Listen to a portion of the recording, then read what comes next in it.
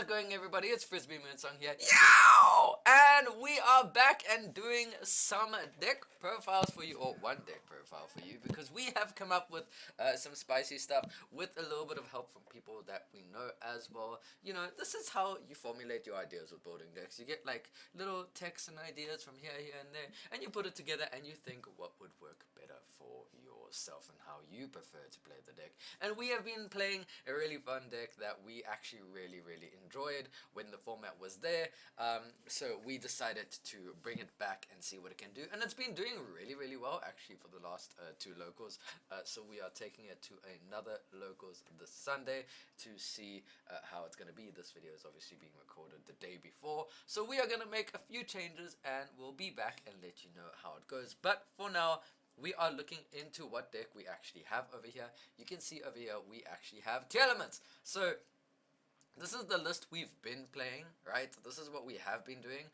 Honestly, the extra deck seems solid. I don't think I would change anything in the extra deck. Main deck, obviously, I think there's one or two things I would still change. And side deck, obviously, some things can change depending on what we face. So let us go for the extra deck first, because this is the thing that's like staying. We have one El Shador Winder, which I believe is just really good in general, one Garura, one Grapha, Dragon Overlord of the Dark World. This card is really strong. It actually, probably, I summoned it the most in this deck. One Guardian Chimera, shout out to Sebunelo for lending me his Guardian Chimera, I really appreciate it. Then we have one Mud Dragon of the Swamp, one Predaplant Dragostapelia, one Kaleidoheart, one Rukalos, one Baron de Fleur, one Bahamut Shark, one Zeus, one Baguska, one Time Thief, Redoer, one Totally Awesome, and Dark Charmer Gloomy. So these are the options that we have for the extra deck. It really seems tight. I absolutely love every single thing. There is probably not a single thing I've not gone into. The least I think I went into was Baguska. So that's, if anything would come out, it's probably the Baguska. Maybe even the Winder, but even so, like, I feel like every deck these days does one unfair thing, and at least from what I've seen, and this, I guess, would be this deck's one unfair thing. Alrighty, so we're gonna go to the main deck. We played, obviously, the one Agido, because Agido's at 1, and we played the one Kelbeck, and the one Keldo, and the one Medora, because those are all at 1, and that's all you can do. We played the one Diviner. I'm thinking of bumping it up to 2, maybe taking out the Ghost Spell. The Ghost Spell is just like in there. I had like 39 cards, and I didn't have a third Tier Elements Cashier. I think I would play 3, of course. But we would take out the Ghost Spell for probably another Tier Elements Kashtira, or Fenrir, or Raid Soul, depending on which one we want to use. We'll test back and forth with it, but we might take this out for another Diviner, considering we have another Diviner, which means we could probably play another Herald of Orange Light, since we're only playing 1, and now it's back at 2. We have 2 King of the Swamp over here. We have 2 Raiden. Raiden's really good because it gives you the option to actually go into Mud Dragon, which gives you access to Bahamut Shark, so that's also another really good option. Shadow Beast, I mean, Shadow Beast is just crazy good. Free draw, you know, and then Winder access, and it's a dark. It's really strong. We have the one Havnus, the one Merly, the one Sharon, because they're all at 1, and 3 Rhinoheart, and I want to try get a third Kashtira Tier Elements, or Tier Elements Kashtira, to be able to throw into this, so we can obviously have more consistency with it, because this card is actually really good, and the fact that you can add it back off Totally Awesome and get more in your opponent's turn is really nice as well. Then we have one Foolish Burial. This card is just like full combo on its own.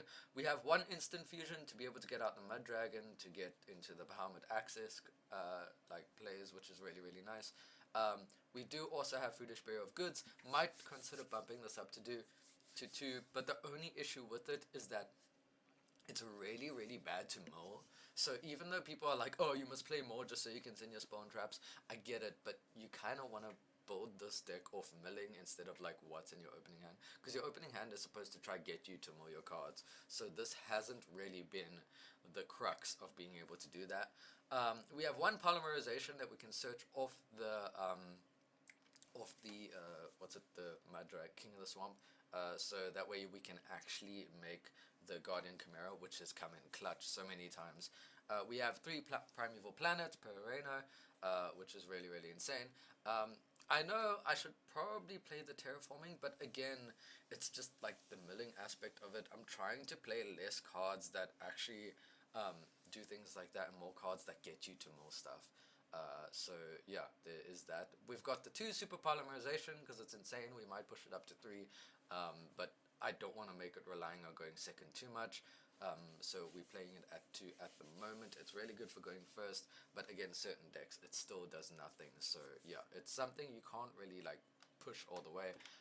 We're playing 2 Tearlament Scream, which we might bump up to 3 because of the idea I'm talking about with the milling aspect, because this actually gets you the most. It's really good to open this plus a monster. We have 2 talents because I think in this deck you are enforcing that you play in each other's turns, so talents is really, really strong. We're playing 3 Imperm because I personally believe that Imperm is the best hand trap in the game at the moment that is ever made. Like, if you can play Imperm, you play Imperm. It's just insane. In every deck, it's insane. I was an Altergeist player for a long time, so it was even more insane. So yeah, this is something I think you do want to look out for and you do want to play.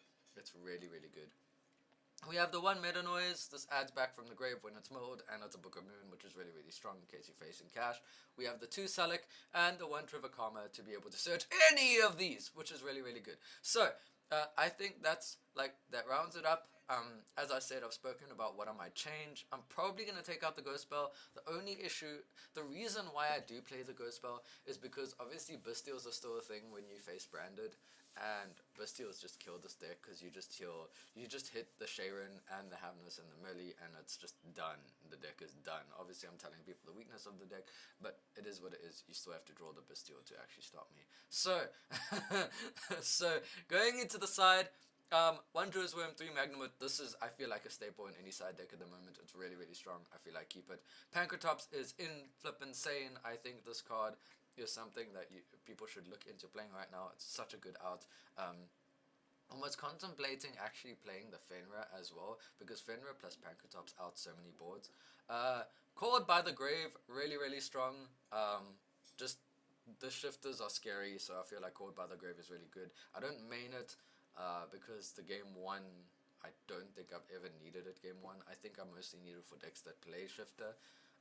Then we have Change of Heart, because 1 of spell really good, I guess. Like, we just try to pull this up, and we scared a back row, so we played. Also, this is for, I guess, if we face any what's this, runic, so we tried to use this to stop them.